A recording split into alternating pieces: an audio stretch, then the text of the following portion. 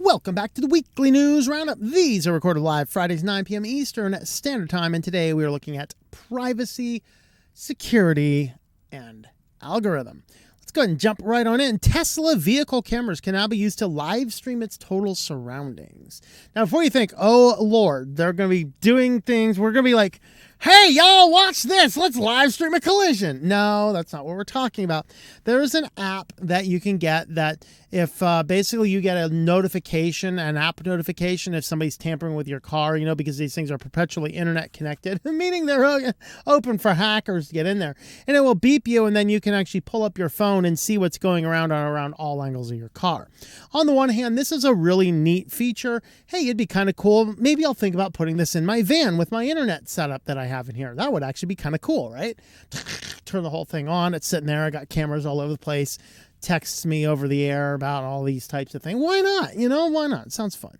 On the downside, anything connected to the internet like this, particularly integrated stuff that you cannot control what hardware or software is being used, has a very big possibility for being spied on by the company. Now, they say these are end-to-end encrypted and the company doesn't have it. Actually, I think the article here in TechSport says it's end-to-end encrypted. So, okay, it says a live camera is end-to-end encrypted and cannot be accessed by Tesla. It would be interesting to see if that is true, if they can access it or not. Just because it's end-to-end encrypted does not mean they cannot have access to it. They're saying that they can't yet to be tested, tried, and proven true. So something to think about. But what about the hackers? What if the hackers get in there, whether through the app, which provides one form of vulnerability, or the cameras in the other system, which is another vulnerability? Because there have been security vulnerabilities in Tesla vehicles in the past. We have to acknowledge that. And when you have something that is perpetually internet connected, it risks leaking this data out. And so that is something that is a downside. So sure, there's certainly a big positive to this, but there's also a downside to this as well. Next up, Wyze Cameras are now being marketed as monitoring home security systems. I will remind you that everything that goes into that little flashing light of the Wyze camera belongs now to the Googles. And so now smartwatches, smart bulbs, and a lamp socket this week. Smart home company Wyze. Oh, this one may not be Google. I can't remember if this is Google or not. That might be a misspeak. I just can't remember. Don't hold me to that. Anyway, still, nevertheless, any big tech company that is putting smart devices all around your house without you having full control over those devices, they are indeed taking copies of that. And who knows what they're doing it, whether they're analyzing it. We've seen them take either Alexa, we've seen them take Siri, feed it to third world contractors to analyze what was really being said. That's really funny. Take the English speaking community and what they say to their smart speakers and send it to internationals to analyze if what you said was right. It just doesn't make a lot of sense to me. Most notable are the new smart wall switch, interesting outdoor light switch, revamped light bulbs, whatever, all these different home stuff. I think I did misspeak earlier. I do not believe Wyze is any way related to Google. It is going to be one of the open platform systems. Nevertheless, the point still stands when you are attaching any of these types of devices to your house, any of these unified home smart systems, that is a problem because you're giving massive swaths of data. In fact, there was an article this week, and I didn't pull it out. I think it was like New York Post, where they went through their Amazon account like, oh, I can see all this stuff. What's this? And the lady's like, oh, there's a folder in my Amazon data account with all of these voice clips of things I've said to my Alexa. No kidding, you moron. I've been telling you that for 5 years. Duh. And that's the danger and the risk that you run. Well, our final story in in privacy, and short episodes today on the privacy front. but certainly an interesting one. Facebook announces rebranding as Meta. Of course, Meta as an idea is it would basically mean the upper inner workings. All of the metadata on your phone is who you talk to, how long you've talked to them, but it doesn't contain the information. That's basically what they're doing, because really what Facebook is doing is they're trying to create a meta analysis of every bit of your data. This is completely terrifying as a name. Because, oh, Meta, oh, that sounds neat. No, until you realize that what they're trying to do is they're trying to connect things. Now, on the one hand, they're saying, well, we're just doing this because it's just becoming confusing with all of the stuff we've been buying. There's actually a deeper purpose. Remember that Facebook is their very first product. And people are feeding Facebook, and then eventually people are like, Facebook lame, my grandma's on that. Ew. And so everyone jumped ship. They go to Instagram, other social media platforms. So Facebook tries to buy all these up to stay relevant in the space. The problem is that now Facebook itself is not collecting all the data. They buy WhatsApp. Well, we won't share data. That's part of the deal. Really? You promise? No, absolutely. We will not. Great. You won't share the data? Awesome. I'm on board. Here, have some stuff. And then, let's share the data. I got a great idea. Let's share the data. And then you get Instagram. Let's share the data. You weren't supposed to. Remember, that's in the contract. I don't care. Let's just share the data anyway. And this is what they're doing. So by rebranding it as Meta and putting everything down into a sister company, it's the same thing that Google is doing with Alphabet. If you are unaware, Google is now owned by a company called Alphabet, who has their hands in 1,000 little pots. And everybody, despite everybody is a separate business, they all feed the mothership. Basically, it's a hive mind, if you want to think about it that way. You will be assimilated. Unless you avoid all Meta products. And that's what I am committed to doing, which is kind of a pain because nearly 90% of all of the author resources, Facebook. I'm telling you, get off of that crap. Facebook's banning people. No kidding. I've been telling you. Anyway, back on track. Now with one central company called Meta and Facebook as an arm off, Instagram as an arm off, WhatsApp as an arm off, they can now, and Oculus, don't forget Oculus, and then they're branching out into smart glasses. The Oculus will be rebranded. And basically what they're doing is they are using every one of their platforms to feed one central data repository, and that is the Meta.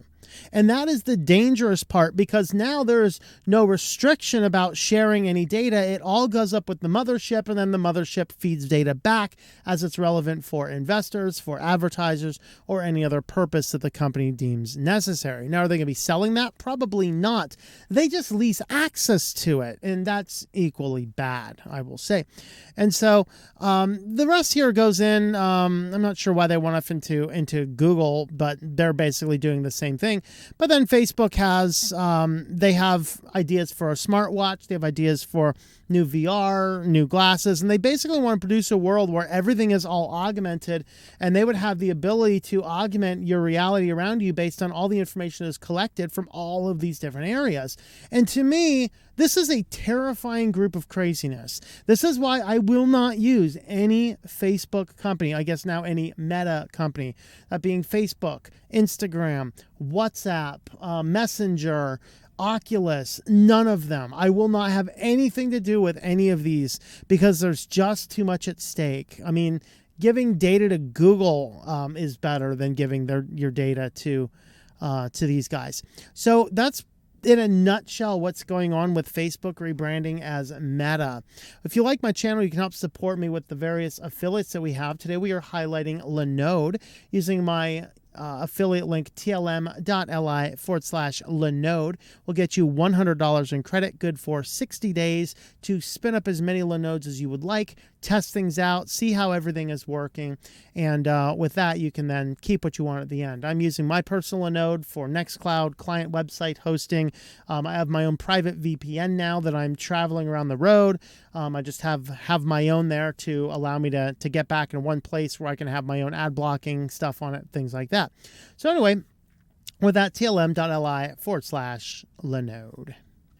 So first up in security, Firefox blocks malicious add-ons installed by 500,000 users. So this is equally good and bad in that It's good if Firefox has a way to look for some form of malicious code. It's bad if it just starts deleting things that it deems aren't good, because this is a company that said deplatforming isn't enough. Okay. And so that is an interesting thing. Now, I'm wondering if that has anything to do with the fact that my Firefox keeps uninstalling uBlock Origin and Privacy Badger. It's interesting. I've actually had it do it on Firefox and also on LibreWolf, just on the Linux Mint computer, not on the Arch one. So it's a weird something. I don't know. After I've reinstalled it, it has stuck around for a while, so maybe it's resolved. I don't know. But anyway, the security blog announced this week that it discovered some add-ons were actually malicious and it decided to block them. Company estimates some 455,000 users might be affected.